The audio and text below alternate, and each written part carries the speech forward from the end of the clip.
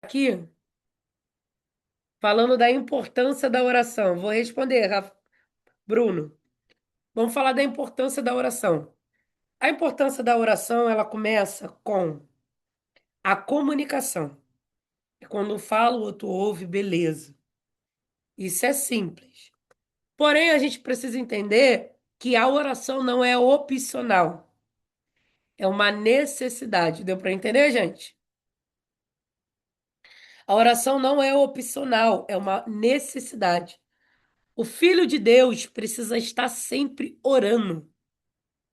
Amém? O Filho de Deus precisa estar sempre orando. Ô, glória. Amém. Abra sua Bíblia aí em Isaías 59, 21.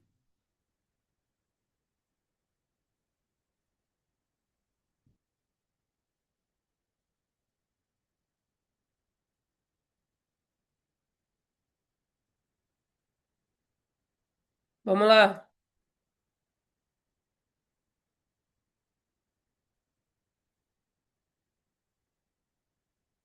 Isaías 59,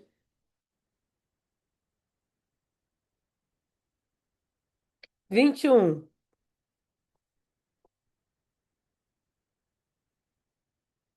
Que diz assim: podem, gente? Obrigado, Nanda. Paz do Senhor Jesus. Estamos falando sobre oração. Pode, gente, ler? Amém. Isaías 59, 21, que diz assim: com relação a mim, este é meu pacto com eles, diz o Senhor. Meu espírito que está sobre ti e minhas palavras, a quais eu tenho colocado em tua boca, não se afastarão da tua boca, nem da boca da tua descendência, nem da boca da descendência da tua descendência, diz o Senhor, desde agora em diante e para sempre. As minhas palavras, a minha aliança com vocês é que eu coloco um espírito, meu espírito sobre ti, e as minhas palavras na tua boca, e ela não estará apartada da tua boca, da boca da tua descendência, da tua outra descendência. É o próprio Deus falando através do profeta Isaías aqui, que desde a antiga aliança, Deus revelou dois elementos fundamentais da sua obra: a sua palavra na boca do homem, seu espírito operando através do homem. Anota aí, se você tiver, ó, papel, caneta, anota isso daqui é forte. Então, Deus sempre operou em dois elementos diferentes, com o mesmo propósito. Presta atenção. A palavra de Deus na boca do homem e o Espírito Deus operando através do homem. Meus alunos estão entendendo aí? É benção? Na nova aliança, esses dois elementos se unem de uma forma mais profunda, produzindo uma comunicação espiritual entre o espírito regenerado e Deus. Quem está entendendo, diga amém.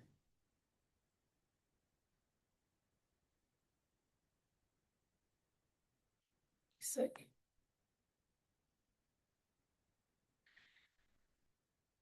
Deus, ele sempre trabalhou através da boca.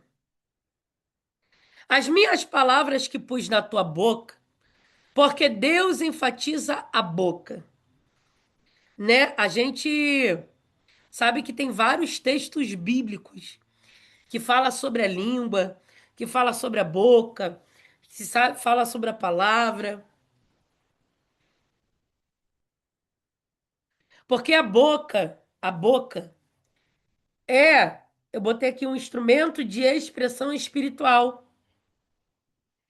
A primeira coisa que Deus destaca não é a mente, não é a emoção, é a boca. Aquilo que Deus quer liberar, muitas vezes ele libera através da boca. Uma palavra que Deus ele quer liberar, ele libera através da boca de alguém. Entende isso? Ó, eu vou arrumar. Ó, abre um texto aí.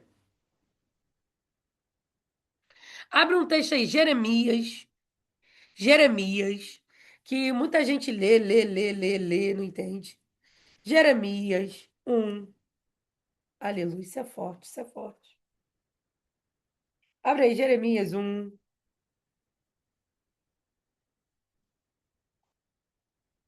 Quando Deus chamava alguém,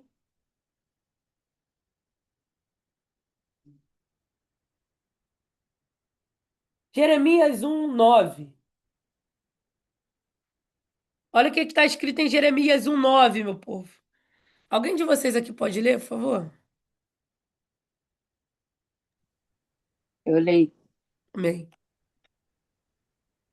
Então o Senhor estendeu a mão, tocou-me a boca e me disse: Ponho as minhas palavras na tua boca. Quando o Senhor chamou Jeremias, o que capacitou Jeremias, aleluia, tá bom, benção. O que capacitou Jeremias foi quando Deus, ele estendeu a mão. Eu gosto da expressão do autor, porque é como se ele sentisse algo tocando no lábio dele. E realmente tocou no lábio dele. Jeremias, ele afirma que o Senhor estendeu o quê? A mão e tocou o quê, gente? Na boca dele. E disse: o Senhor não só tocou, o Senhor disse: eis que ponho minhas palavras em tua boca. Aleluia. Você acha que quando o Senhor falou para Josué, Josué, não aparte de ti. Olha lá em Josué capítulo 1. Vamos lá, gente. Vocês entenderem a gravidade desse mistério.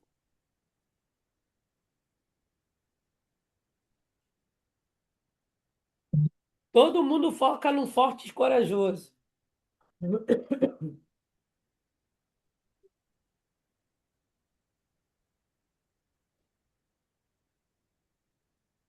Olha o que que ele diz, que muita gente não presta atenção, hein? Lê aí. Lê aí, varô. Lê aqui, você. Lê você. Josué 1, pode ler do 7 ao 8. Tão somente esforça-te e tem muito bom ânimo, para teres o cuidado de fazer conforme toda a lei que o meu servo Moisés te ordenou. Dela não te desvies, nem para a direita e nem para a esquerda, para que prudentemente te conduzas por onde quer que andares. Não se aparte da tua boca o livro desta lei. Antes medita na lei, nela de dia e de noite, para que tenhas cuidado de fazer conforme tudo o quanto nele está escrito, porque então farás prosperar o teu caminho e então prudentemente te conduzirás. Opa! Este livro da lei não se apartará do que, gente? Da tua boca. O Senhor não está dizendo somente para ele meditar, está dizendo, ó, verbalize a palavra, fale a minha palavra, ore a minha palavra, cante a minha palavra. Sabe o que que Satanás mais ganhou na era de hoje? Sabe o que que Satanás mais ganhou na era de hoje? Duas coisas: pregações, pregações que não são pregações, são discursos motivacionais, e louvores que não são louvores, são centralizações do homem. Por isso que o crente está cada dia mais mirrado, desculpa o termo, mirrado. Por quê? Porque se é, olha o que, que o próprio Deus, gente, aqui é Deus falando. É Deus. Ele diz: esse livro da lei não se apartará da tua boca, mas nele meditará dia e noite. a fim que possa observar e fazer de acordo com tudo que nele está escrito. Porque então o quê? Então, depois que você verbalizar essa palavra, então, depois de você meditar nessa palavra, então, depois de você viver essa palavra, farás prosperar o teu caminho e serás o quê? Bem-sucedido. Com a palavra de Deus, Luana. A Luana fez uma pergunta importante. A pergunta da Luana é: essa questão é difícil. Como saber se os louvores estão errados? Coloque a Bíblia antes de você tomar um louvor para si. Quando eu falo assim, tomar um louvor para si, é aqueles louvores que você ouve de forma mais frequente, né, que a gente mais gosta. Você bota a Bíblia e escuta o louvor para ver se ele está dentro da palavra de Deus. Porque tem louvores que não estão dentro da palavra de Deus. E existe uma diferença entre canção, louvor e adoração, tá? Canção é quando eu externo algo para Deus. Ó, quer ver uma canção? Vou usar aqui um exemplo para você. Uma canção, exemplo de uma canção. Exemplo de uma canção que ficou muito famosa. Quero beber do teu rio, Senhor. Sacia minha sede, lava o meu interior. Isso é canção. É quando você está externando desejo por Deus. Isso é canção. Canção, isso é canção. Louvor é você louvar os feitos de Deus. Ele é Jeová Jireh, El Shaddai, Elohim, Adonai. Quebra o arco, corta a lança, faz a tempestade acalmar. É, quando Deus quer fazer, ninguém pode parar. Quando manda mensagem, faz profeta entregar, faz da nuvem descer, faz da água subir. Se ele soprar, faz inferno. Isso são louvores. Agora, adoração. Adoração é simples. É tudo que fala da grandeza de Deus. Mas, Mila, o louvor não fala da grandeza de Deus? Sim, o louvor fala dos maiores feitos de Deus e de como ele opera esse feito na vida do homem. Então, quando eu falo assim, Deus vai na frente, abrindo o caminho, quebrando as correntes, tirando. Isso também é um louvor. Eu estou falando do que o poder de Deus faz pela vida do seu filho, do seu servo. Isso também é louvor. Mas a adoração é quando não tem espaço para você naquele cântico. É quando você começa a dizer: grande é o Senhor e digno de louvor.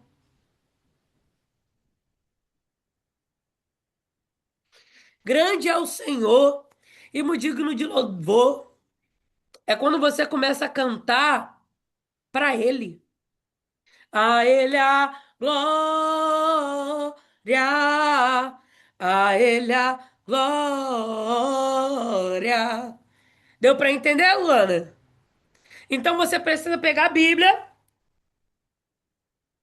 e medir.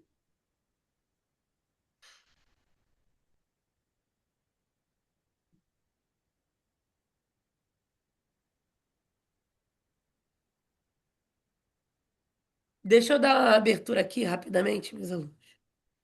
Calma aí.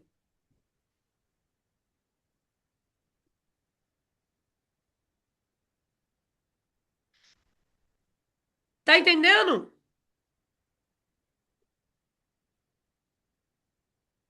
A paz do Senhor, Elma. É que não tem nome, não tem foto. A paz. Paz do Senhor, irmãos. Então você precisa fazer um ato profético. Qual é o ato profético? Voltar ao lugar da intimidade. Irmãos, eis que vos dou a paz. Mas Deus quer te dar a paz. Você não quer ir para o lugar da onde que está a paz. Como que Deus ele coloca a paz dele dentro de nós? Na oração. É isso aí, Isabela. A Bíblia diz assim: amará o Senhor teu Deus acima de todas as coisas. Eu preciso amar a Deus mais do que eu me amo, sabe, Isabela? Porque se eu amar a Deus depois de mim, o meu ego vai sair na frente. Eu preciso voltar ao lugar da oração, porque a minha oração não vai mudar a Deus, porque Deus é imutável, os planos dele são perfeitos. Mas em uma vida de oração, Deus me muda, Aleluia. Deus me transforma, Deus me alinha, Glória a sabe? Deus. Naraçoquelece, Antuia. Você precisa entender que sem oração você não vai romper. Você tá com isso tudo, Gabi, sabe por quê? Você deixou as pessoas roubar de você o que você mais tinha de precioso, a intimidade com teu pai. Glória a Jesus. Você não pode deixar marido, filho, mãe, pai, parente, crente, pregador, picuinha, fofoca, trabalho, fadiga, enfermidade, problema. Roubar o que você mais tem de valioso é a sua intimidade com o teu pai.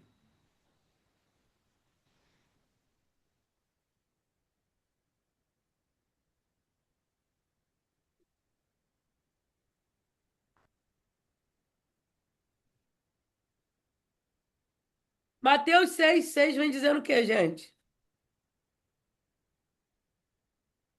Mateus 6,6. É isso aí. Mateus 6,6 vem dizendo o quê? Mas tu, quando orares, entra no teu quarto e fechando a tua porta, ora o teu pai que está em secreto. Ora o teu pai que está em secreto. E teu pai que vê em secreto te recompensará publicamente. Ora o teu pai em secreto. O secreto não tem disputa, eu vivo dizendo isso. Aleluia. Meus alunos já até sabem essa frase, né? Glória a No Deus. secreto não tem disputa. No secreto não tem um irmão que fala mais bonito e um irmão que fala feio. Você que gagueja, o outro que não gagueja. No secreto não tem isso. No secreto é só você e teu pai. E é bom do secreto, sabe qual é o bom do secreto, filha? É que a Bíblia diz que com gemidos, ainda que você não tenha palavras, com gemidos inexprimíveis, o Espírito Santo leva ao Pai. E o Pai entende a sua oração pelas suas lágrimas, pelos seus gemidos.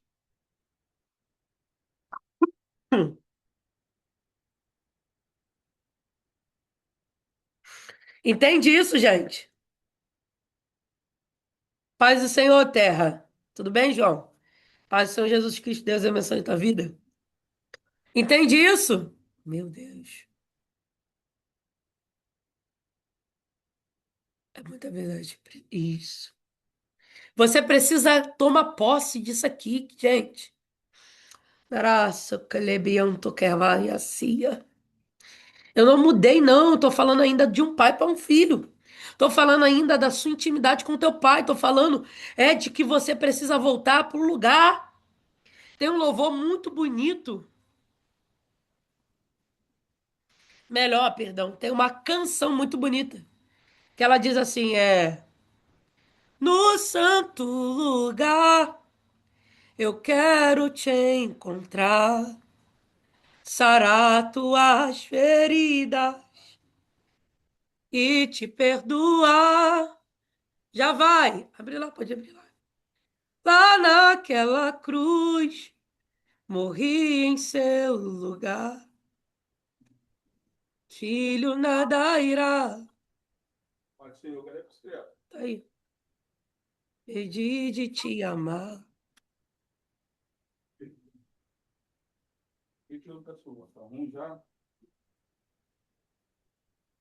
Eu tô em aula, tô gravando, tá? Paz do Senhor.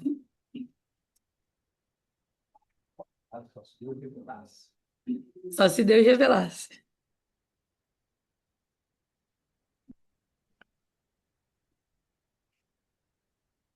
Então, gente, a gente precisa entender que sem uma vida de oração não tem como você romper essas barreiras. Não tem como você romper a procrastinação, o desânimo, sem uma vida de oração. A oração não é opcional, a oração é uma necessidade. Meus alunos aí, fala alguma coisa, pelo amor de Deus. Deus está falando com vocês aí, né? Glória a Deus. Você precisa sacudir. Aninha, Esté 4 anos, amém. Esté 4 anos. Vou até anotar aqui, tá? Eu não sou muito, não, porque a oração que eu posso fazer que é eficaz, você também pode, tá?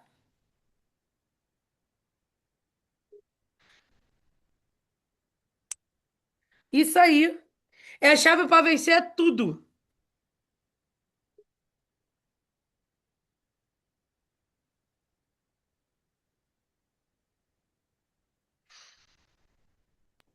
Primeiro, é bem verdade quando também a gente não tem, né, esse costume de ter uma vida de oração, a gente acaba é, parando um tempo, né? Assim que a gente para de orar, a gente para também de discernir as nossas próprias ideias, escolhas, e acaba dizendo que é o Espírito Santo está me conduzindo, mas na verdade não, nossos próprios desejos, né? Então a gente precisa ter realmente uma vida de oração para ver o que é ter o discernimento do Espírito e aquilo que são as nossas próprias escolhas.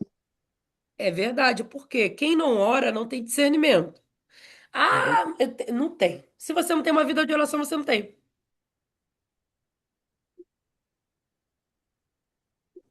Aí, Deus está falando, mas às vezes Deus está te chamando ali para o secreto, sabe? Fecha a porta.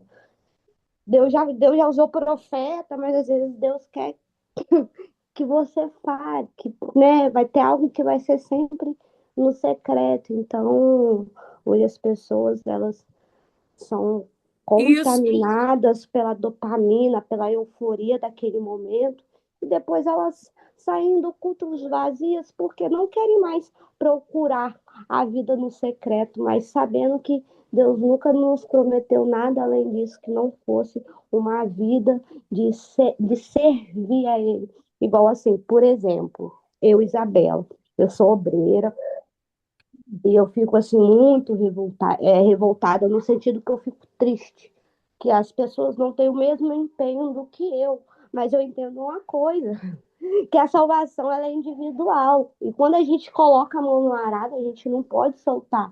Porque, É. por isso que eu deixei lá no comentário. A gente precisa voltar ao primeiro amor. Lembra quando a gente conheceu Jesus, que a gente tinha aquela euforia de fazer as coisas? Hoje as pessoas não têm mais isso. Entendeu? Hoje as pessoas não querem saber porque o irmão não está indo na igreja, às vezes o irmão nem está frio, às vezes o irmão está passando uma situação. Hoje as pessoas não querem servir, hoje elas querem ser servidas. Isso é muito triste dentro do nosso meio. E um pouco disso eu falo que primeiro você precisa sentir prazer, mas antes você vai fazer sem prazer, porque você vai fazer no começo por disciplina.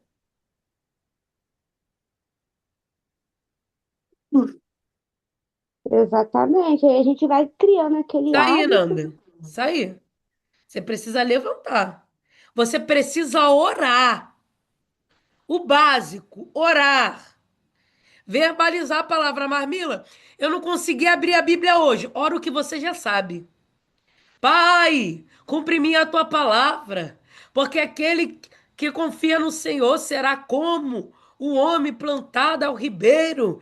Pai, cumpre em mim a tua palavra, faz de mim, ó Pai, um vaso que lhe apraz, molda como o Senhor moldou, como diz em Jeremias 18, molda o meu vaso. Começa a orar a palavra de Deus. Arranca de mim a raiz da amargura.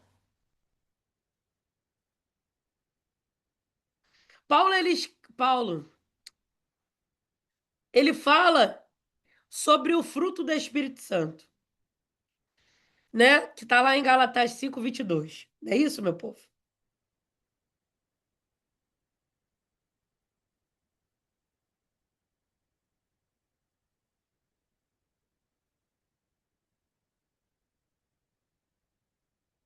Cláudia, vou dar um parecer aqui rapidinho, Cláudia. Cláudia, eu não posso determinar o que falar sobre esse irmão se eu não o conheço. Se eu fosse líder dessa igreja, se eu fosse pastor, missionário, que fosse líder de qualquer departamento, e desse a minha incumbência de tomar alguma providência sobre tal assunto, eu iria até o irmão e faria uma pergunta. A minha pergunta seria essa: meu irmão, você tá tudo bem contigo? Como que tá, irmão? Tá precisando de alguma coisa? Tenho sentido falta dos irmãos nos cultos.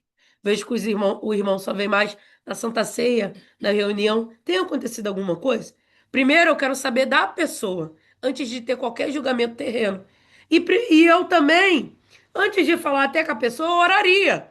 Porque eu posso estar de fora achando. A pessoa só vai no culto de Santa Ceia. Às vezes a pessoa tem um trabalho que só dá para ela ter um domingo de folga no mês.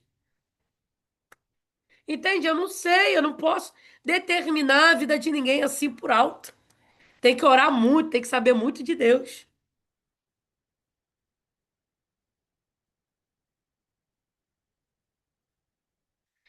Ah, mas Sabina, não, não, que isso, que isso.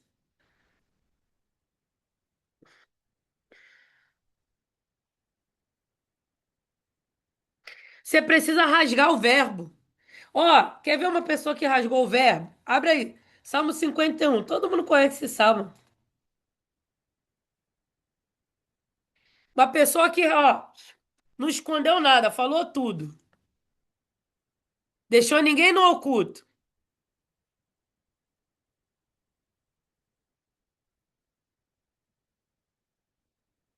Isso aí, Cailândia. A Bíblia diz que ouvindo essas minhas palavras, colocando em prática, Mateus 7, será como um homem prudente que edificou sua casa sobre a rocha. Entende? Você precisa ser sincero com Deus. Olha o que é que o salmista Davi,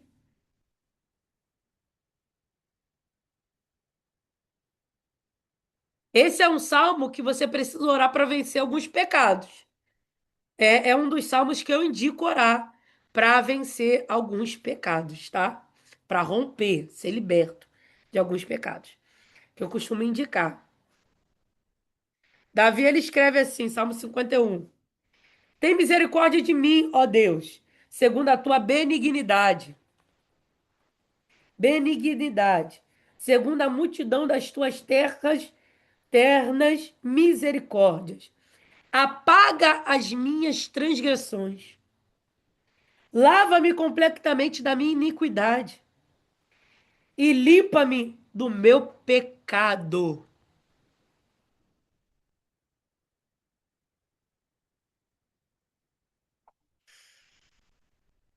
Contra ti, somente contra ti, eu pequei. Esse contra ti, somente contra ti eu pequei, lembra muito o filho pródigo, não lembra, gente? Lá em Lucas 15, o filho pródigo, quando o pai laça ele com o braço, abraça ele com o braço, ele diz assim: Pai, pequei contra os céus e pequei contra ti. Contra ti, somente contra ti eu pequei. Cometi este mal à tua vista, para que tu pudesse ser justificado quando falares e ser claro quando julgares. Eis que fui formado em iniquidade. Pô, Davi aqui rasga o verbo, gente.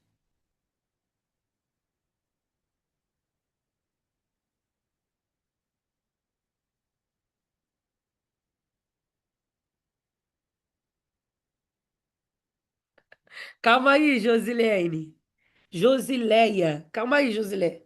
Calma, Josileia. Calma, Josileia. Que eu vou falar sobre isso aí, calma.